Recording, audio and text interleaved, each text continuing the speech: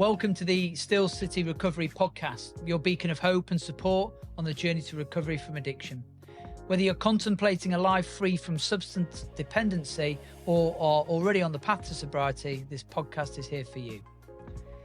Each episode, we're going to dive deep into the stories and experiences of individuals who have walked the road of recovery, alongside expert insights from mental health professionals and addiction specialists. Our mission is simple: to provide you with valuable tools, resources, and a supportive community to help you navigate the challenges and celebrate the victories of your recovery journey. So grab a seat, open your heart, open your mind, and let's embark on this transformative journey together. This is Still City Recovery. Okay, good morning. So here we are, another episode of the Still City Recovery podcast. And Scott, wonderful that you're here today joining us. It's great to see you. No, thanks for having me, mate. Yeah, I really appreciate you having me on, and what you're doing, to be honest, with this podcast is putting it out there and interviewing a plethora of people from different kind of backgrounds as well, you know, about their recovery journey. So yeah, cheers, Johnny. That's it. No, listen, it's my pleasure, and I'm really grateful to have you here because, you know, you were introduced to me through somebody that we both know. We then had a conversation on the phone, and I think that conversation could probably have gone on for hours. Yeah, because there was just this immediate connection between us, I felt. And I felt, yeah, this could be a really interesting and exciting podcast. I mean, our lives, we have probably met somewhere on a dance floor at some point in Sheffield, I imagine. I imagine so, yeah. Probably. Some crazy nights. Yes, quite. I'm sure. And, you know, we can get into a bit of that. But as you said, this podcast really is just about, you know, helping people who are in that place of considering change, understand that there is lots of different options out there for recovery, lots of different styles. It's a very personal experience. And, you know, we're here today just to help that listener engage and probably take that step forward and lend them a bit of our courage and a bit of our hope. So I'm really interested to, you know, hear a little bit more about you, and so the audience can hopefully connect with your story. Yeah, man. So I've been sober now 7 years. So last month, September 10th, was the 7-year anniversary. Sober from alcohol. Basically, that was my issue. I have dabbled with all sorts over the years. Alcohol had been a constant since I was like 18, you know, like, well, probably before that, to be honest. But because it's so legal and readily available, it kind of skims under the radar, especially when you're layering it over in party scene and rave scene and with other stuff, recreational drugs, you know. I think we briefly spoke about the fact that we've both kind of dabbled in the old dance and house scene and rave scene. So I did more than dabble. Yeah, there was a lot of dabbling. In fact, as I've drove down here, I've noticed the old umbrella factory across there, and I had an absolutely bonkers after party in there. And I just drove down and we're like, well, that's quite poignant that's now staring at us from here. Yeah. So yeah, basically done every kind of thing recreationally that you could imagine. Ended up having a bit of an issue with cocaine. I were taking it at work, in the toilets and stuff, in a bar job that I used to have just to kind of get through the shift. And it was interesting to see a friend who'd been traveling to Australia. He actually came back and I greeted him with a massive bag of cocaine. And he kind of took me to one side and he's like, this is a bit crazy, man. You know, like he says, this is not the Scotty that I kind of left left behind. Have you got full control of this? And I kind of, one of the blessings for me with a lot of stuff is I've almost been left with no choice by the end of it. So cocaine started to make me have huge panic attacks. Like one occasion I thought my heart was stopping. The second occasion I thought my heart was exploding out of my body. Literally thought I would die on both of those occasions. So I've been lucky in that respect that someone, divine guidance or whatever you want to call it, basically goes, yeah, you need some help with this. We're now going to give you negative effects of this. Weed, I used to smoke a hell of a lot of weed. And towards the end of my weed journey, it actually got to the point where I was throwing whiteys again. I couldn't have a spliff without going green and throwing up. And I was just like, what is this all about? I'm smoking over an ounce a month, you know, like it's like I'm back to square one. So I do feel like I've been kind of looked after in that respect. So the cocaine, the weed and everything, kind of didn't really give me much choice but to get rid. But then what happened was my daughter came along when I was 23, and that basically I said, that's it. She changed everything. I had to grow up very quickly. Yeah. I became a young dad with a girl that from the clubbing scene that I wasn't with, you know, apart from a few occasions. Sure. Yeah, so she came along, and I made her a promise when she came into this world that I would always be there for her. And I knocked all the recreational stuff on the head. But creeping in the background there is always this kind of consistent alcohol use, you know, sometimes worse than others. And it came to like the start of me getting in control of it around 2010. I started at the gym that we actually bought into and became part owners of, transformed my health, found wellness as an industry, and took some good breaks from alcohol. Then we started coaching clients and stuff on health, fitness, nutrition, and I eventually decided to take a longer break from it. This was in 2015. Okay. I knew that it was becoming an issue, so I took a year out. Okay. I did it as a sponsored thing. I did it on my own back. I actually set some up called 365 Dry. Got a few other people involved in this, and did it for a sponsorship thing for Bluebell Wood Children's Hospice. Okay. Because I thought I can't let dying kids down, you know what I mean? Yeah. So Did that help? Did that really give you the motivation to absolutely, stop? mate? Yeah. If there was these moments of which there was withdrawal, and I live in Morrison's car park more or less. Morrison's I can literally see across my road. Yeah. And there was moments where my neighbours must have thought I were bonkers because I'm pacing up the road and the little devil's on my shoulder. Go on, just have a drink. Have a drink. And then Angel's on other shoulder, and I'm back down to house. No, I'm not giving in now. I'm not giving in now. And thinking about these kids who I would be letting down, you know. So that definitely helped for me in that initial stage, and also getting other people on board as well. I set up a Facebook page, and a few other people jumped on board and started their own sobriety journey as well with me. Can I ask you a question? Yeah, go for it. Just so in that, you know, and you're talking about you decided that you're going to have a year out and you wanted to do something that would keep you focused on that. What had happened in order for you to get to a place where you thought, yeah, I need to take some time out of this? What was going on? That initial time, you see, I've got some more 180 moments, as I call them, but they kind of came a little bit after that. The initial one was the fact of I'd started a wellness journey, and this was kind of getting in the way of this wellness journey. It was always that chink in my armor. It was always that Achilles heel, and I knew for a fact that drinking 2 bottles of wine a night was not something that isn't problematic. Got you. So, as I said, when I started with the gym, I kind of had some small amounts of time off that. But then when I took that break, I can't actually remember like what the seminal specific moment of that was. All I do know is that then took me 365 days, and I actually managed to do it. But on day 366, I thought, can I now moderate? But so day 366, I drank. First 2 weeks were kind of all right. Yeah. I kind of could leave half a bottle of wine because that was my thing is wine really.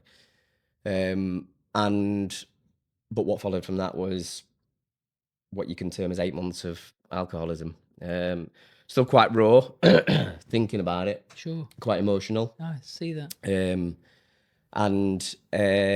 Yeah, it got secretive. It got I was hiding like 4 cans of vintage cider in spare wheel at car. I got mini bottles of wine in drawer under my car seat. I'm taking the dog on really long dog walks that I didn't take the dog on before, past an off license, and sitting on Curry House steps and having 3 bottles of vintage cider, basically, because the alcohol obviously had to get stronger as your tolerance went Sure. up. So yeah, so that was. Hang on, I've lost my train of thought. It's all right. Take your time. I think it's really important to be able to acknowledge the feeling and the emotion associated with that, because it's traumatic. It's a real challenge, when you're finding yourself in those situations where you are doing things you don't normally do and being secretive and hiding. It doesn't sit well with us, because that's not what we're about. That's not who we are. But it just adds to the shame as well, you know. It's like I knew what I was doing, and I'm sneaking behind like the back, and then I were potentially causing arguments with my wife so that I could storm out and go and drink. You know, like you look back now, and it's like I think a lot of that was almost purposeful to be able to leave that situation and go and have a drink. I would go out. The reason I was going out to have the drinks with the dog is because then I wouldn't get it in the neck at home because I'd had too much to drink. Sure. So I'm going out and having these secret drinks, and it just meant that I could to have more. I You can know, relate to that. I used to do this thing where I'd leave the lounge to go and fill up 2 wine glasses and go for a cigarette, and I'd go to the kitchen and I'd fill up, go outside, drink it, have a cigarette, come back, pour one, drink it, pour 2, take them back into the lounge. So I'm having 3 more glasses of wine in the space of about 5 minutes more than my wife absolutely. thought I was And having. I think that must be a common thing, and a common theme that you will probably find in this as well, Johnny. Is that kind of that underhand, shameful secrecy, you know, just to support the seeming need that you find inside you that's clearly an addiction, you know. So yeah, this secret drinking went on, and alcohol was. I always said it was like a shit business deal, you know. It'd give me 2 hours of enjoyment. If somebody came to you and said, I'm going to give you 2 hours of my time, but what I'm going to take from you is 72 hours of your time in return. Well, you just say no, you know. But we make this deal with alcohol all the time. Like I had a 2 hour enjoyment period, if you like, of it felt good. I used to call it my pin. So I'd feel this like I was a balloon that was too full, Yeah. and I was getting too full, and I needed something just to put the pin in, Take the pressure out like that, just can't to let my shoulders drop. And it was psychosomatic, I think, because I'd pour the drink and I could already feel I'm relaxing. The alcohol not even entered my system, but it was just all psychological in that respect. But Totally understand that. And I get that. And I remember going to see a GP with anxiety and feeling this pressure, and I was worried about my heart, And he said, "Well, is there anything that you do that stops the discomfort and the feeling?" I said, "Yeah, 3 pints. 3 pints sorts it like that." yep. And he's like, "Interesting. I've never come across anybody that can overcome heart failure. That's what I thought I got with 3 pints of Stella." The absolute ludicrousy of it. It's bonkers, isn't Yeah. it? Um, So what happened after this period then? So you go through this intensive period of what you describe as alcoholism, secretive drinking, and things like that.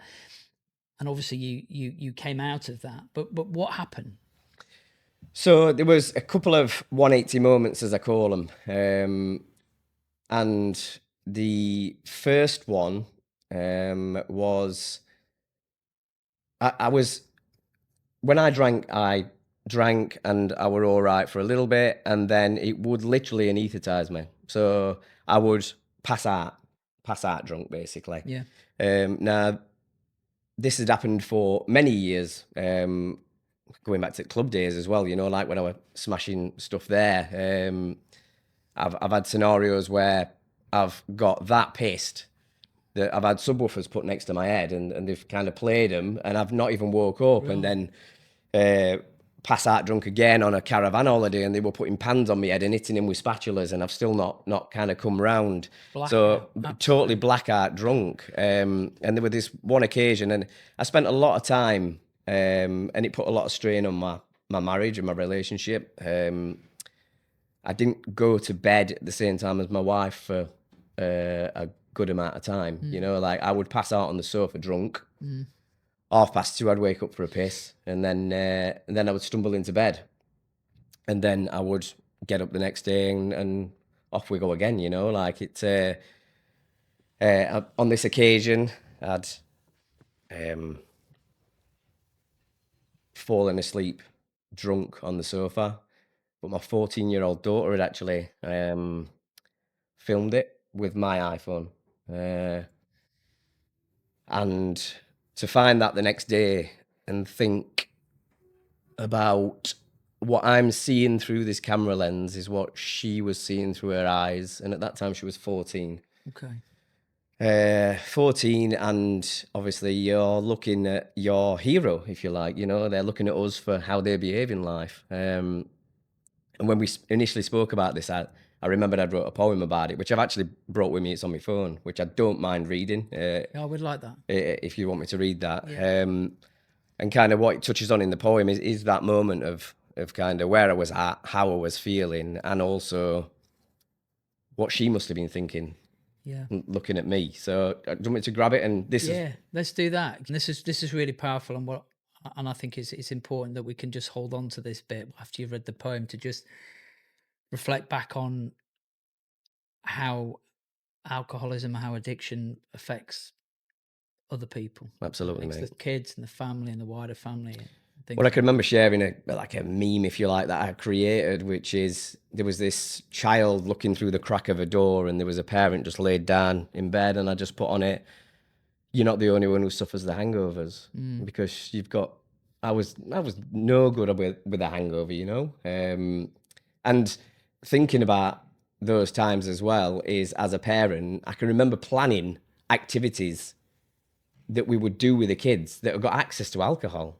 Like all of these things start coming back when you start to think about them. Is even at cinema, I'd leave the cinema twice in the film to go and get 2 pints. You know, so yeah, it's amazing this impact that it has on kids. I think I did a pretty good job of hiding it. I think. I know I hid it really well from the people around me because they didn't realize the extent of it.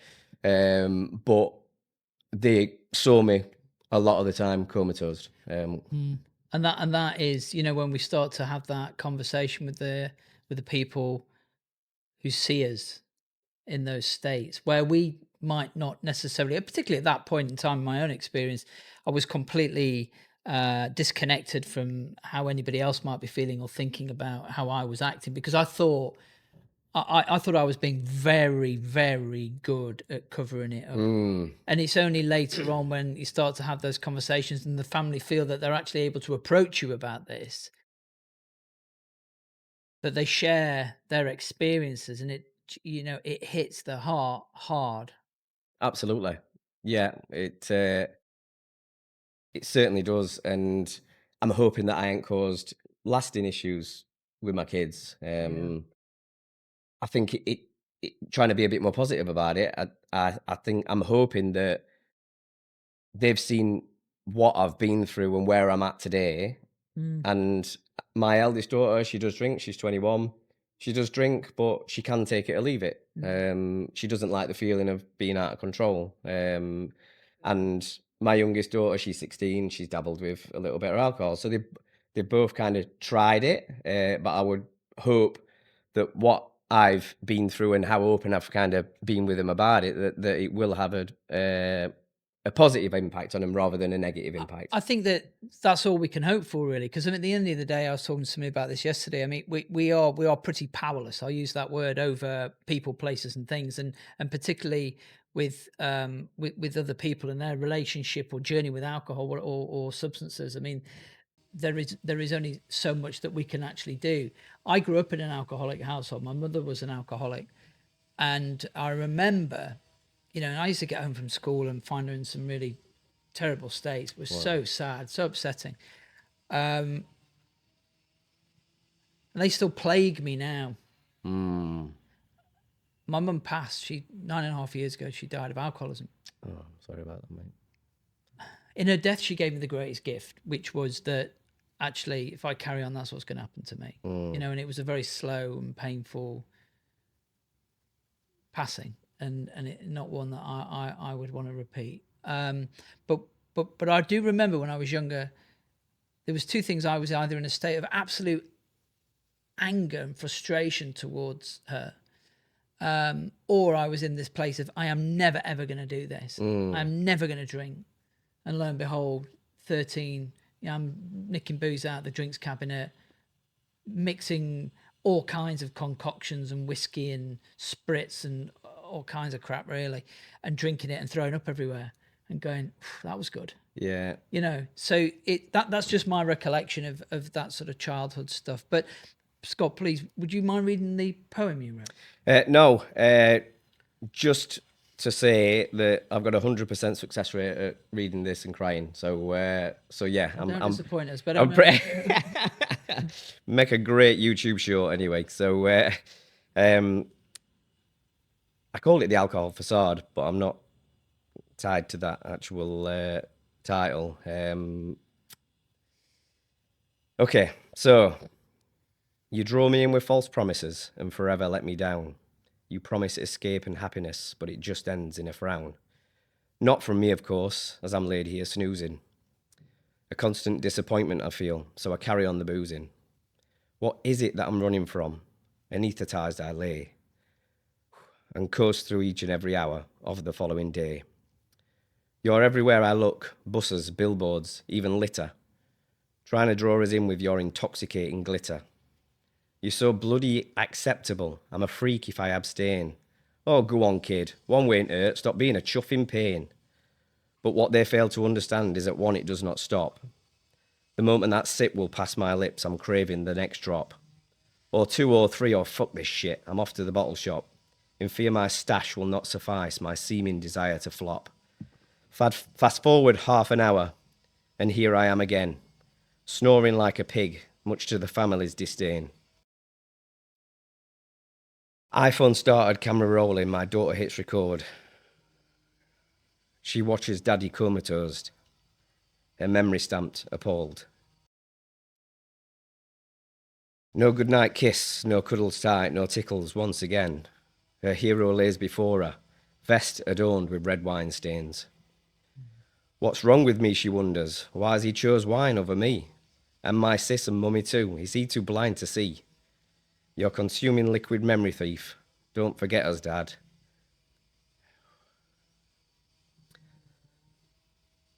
I'm learning all I know from you. Is this how fun is had? Or adult relaxation? Or when you're feeling stressed? Does drinking really do all this? Wow, it sounds the best. But if it really is this good, then what you fail to see is your family stood before you whilst you pass out on the settee. Thank you. Appreciate that. It's a beautiful poem that I think really sums up the power of alcoholism and the effect and impact that it has on our loved ones. And I'm thankful that your daughter did film you, because you might not be sat here today if she hadn't. She never really, I have told her, but she'll never know how much, because you can be in it and seeing through these eyes and still carry on doing it. But when you see through a camera lens and see what other people are seeing, that really is a different angle altogether about how you are presenting in the world. And I saw what she saw, and I didn't want to do that again. Now, I'd like to say that the day after this, I gave up drinking, but I didn't. It put me, it was a matter of weeks afterwards, but it put me on the road to saying, this cannot be in my life again. So I'd had the 365 days. I'd tried drinking and moderating. I knew I couldn't do it again. Yeah. So I knew that there was only one way, which is to basically get this out of my life for good. The second 180 moment that came weeks after that. It was my daughter's 9th birthday party on the 7th of September. And we had a party at our house, and I ended up having a panic attack and left her party to have a drink. So that, coupled with the other experience a couple of weeks before, 3 days later is when I started my journey again of giving up the alcohol. And that was that. And that's just over 7 years ago. Awesome. And it initially started with a 90-day challenge. Yeah. So I was almost attending a 12-step program at a local church. Yeah. Had the appointment there to go, and I found something called 1 Year No Beer. Yes. Yeah.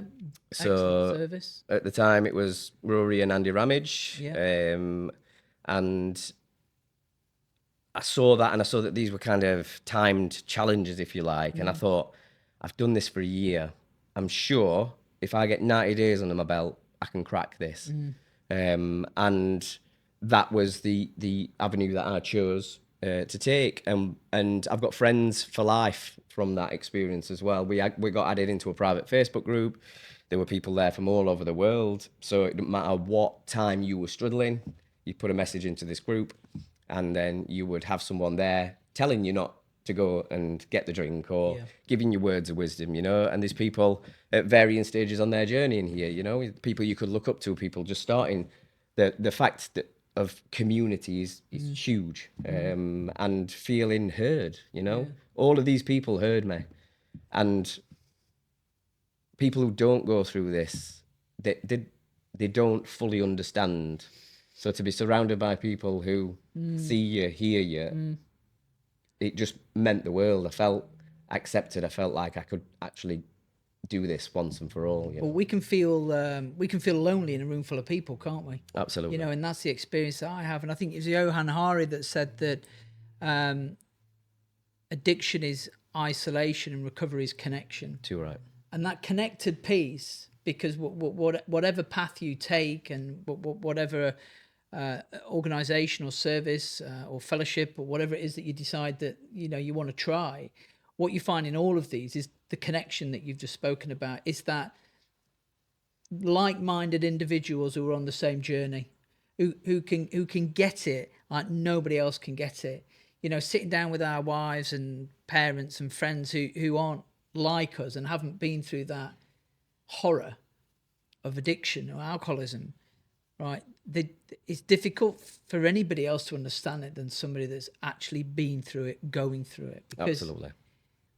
That's my experience, and my experience is that it catapults us into a different way of living, and a completely different, I suppose, set of principles in some way in terms of what we do and how we live. And you're sat here today, and you're like, you're calm, you're chilled, you're here to share your experience, because ultimately you want to help somebody else. Yeah, and that's part of the journey, is and that's, you will automatically will draw people to you as well who are struggling. Like as soon as I put out an anniversary message on sobriety anniversary message on social media or whatever, then this has now produced lots of people who have come to me for some help, and I've helped a hell of a lot of people, or guided them to services to help them when they're more severe, but still being there in the background. I've received some beautiful messages from people. Awesome.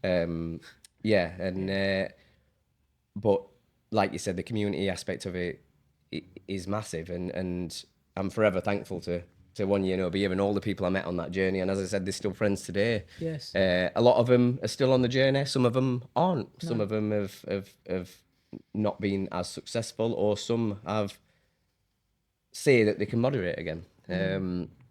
But each individual is on their own journey, Yeah. I tried that, by the way. That I think we call it controlled drinking. Yeah.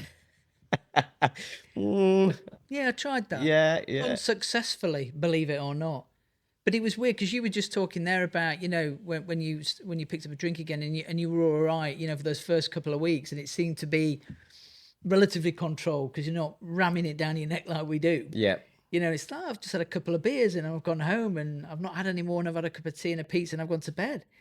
Maybe I've cracked it. Yeah. Maybe I am not what I thought I was. Yeah. You know. That was me for a good 2-week period. Yeah. But then what followed was not pretty. Well, I remember my wife saying to me, well, if you are able to do this, maybe you're the only person on the planet that can do it. And maybe you could take this on a world tour, earn millions doing it, showing people how you go through a rehab, addiction, crippling illness, come out the other side and then are able to control it. It just shows you how much we're full of our own bullshit half the time, It's a massive part of the journey is just absolute bullshit stories. It's denial, isn't it? I mean, the thing is, I was like, she was telling me this, and I'm like, yeah. Actually, that's a really fucking good idea. Yeah. Brilliant. Thanks for that. You could be my tour manager. Kind of thing. It's just denial. And denial, what somebody once said to me, denial is, don't even know I am lying. Yeah, well, that's a great acronym. Yeah. And it's like, yeah, no, I totally get that.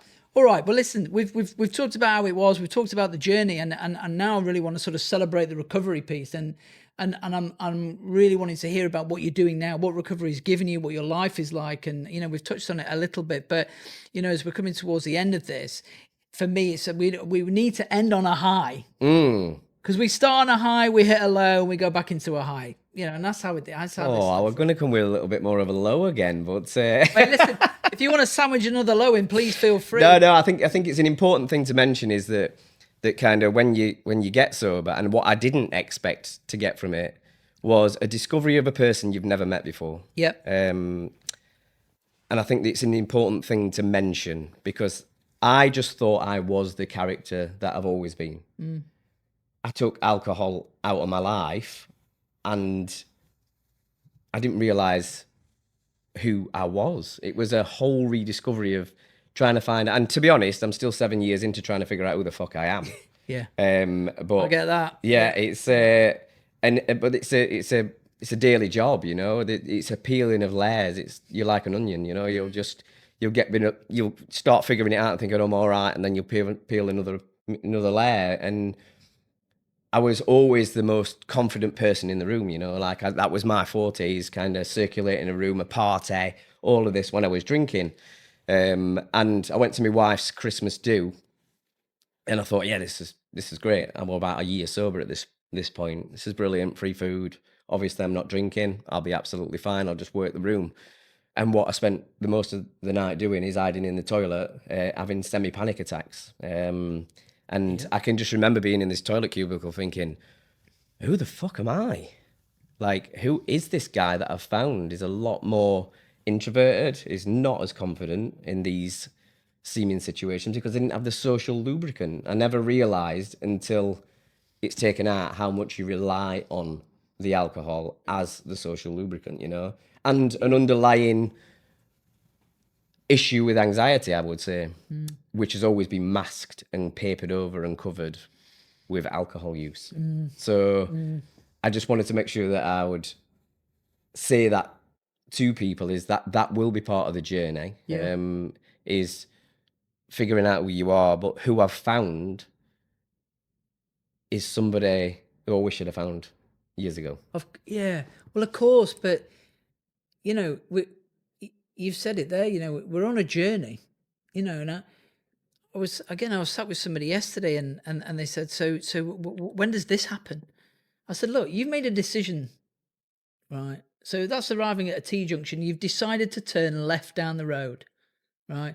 You don't know where this road ends because you've never been down it before, right? So you've just now got to trust the sat-nav, trust the process that you're going to get to the destination and then you'll go on again. Absolutely. And that's how this stuff is. But my experience has been, I've got to have good people around me. You talked about the guys from One Beer and because they are the scaffolding, aren't they? For a period of time, they are our rear mirror. They are the people that will help us see the things that we can't. So we can have those moments of, penny dropping, spiritual awakening, call it what you will. Those moments of real deep self-discovery, which can be painful. Big time. Is that really what I am? And that a lot of fear knocking about, isn't there, in recovery as well? Yeah. And that again is needs to be overcome, worked through with people that we trust. And in a space that you feel like you're being held and heard. Yeah. I keep touching on that, but it is really important to be in these situations where you have this community around you. I'm not sure there's that many successful people who have just decided and they've gone as a lone wolf on this. To be surrounded by people is the key to recovery, in my opinion. And it's still going on, you know. And it happens one day at a time, as they say. I think that's a 12-step quote, but it literally is. Today I'm not drinking again. You know, it's a string of 24s. That's absolutely right. Luckily now, I've got just over 7 years of string of 24s in there. And life's good, you know. It's the best thing that I've ever done. There's simple things like family holidays abroad. We now hire a car. We now explore. Yeah. These are all things that you don't even think about. We go to my mother-in-law's place in Lanzarote, and we've been going there for years. And I saw the pool and the walking distance centre, you know, because 12 o'clock comes and I'm literally waiting for that arbitrary time of bloody 12 o'clock where I could have a drink. Yeah. And then what would follow is me just getting absolutely shit-faced for that entire time. Now we go away, we hire a car, we explore the island, we've seen stuff that we've never seen before, you know, and there's all these tiny little gifts that you're given that you don't even think about, as well as the massive gifts, which are hopefully your health, your wellness, and how you show up in the world, and the influence that you have on other people as well. Yeah. Yeah, it's very, very important. All of those aspects, as you were talking there as well, it just got me thinking about something that you'd said before, and you know, that sort of mental, physical, sort of spiritual health, and looking at that. But the physical side of things, how important is the physical health, do you feel, to recovery? It was to be honest, that was a starting point for me. So I used to see it as like a trifecta. You've got movement, nutrition, and then the mind is kind of the fitness journey. And you come in at one of the corners of the trifecta for the triangle. And for me, physical movement is kind of how I entered this.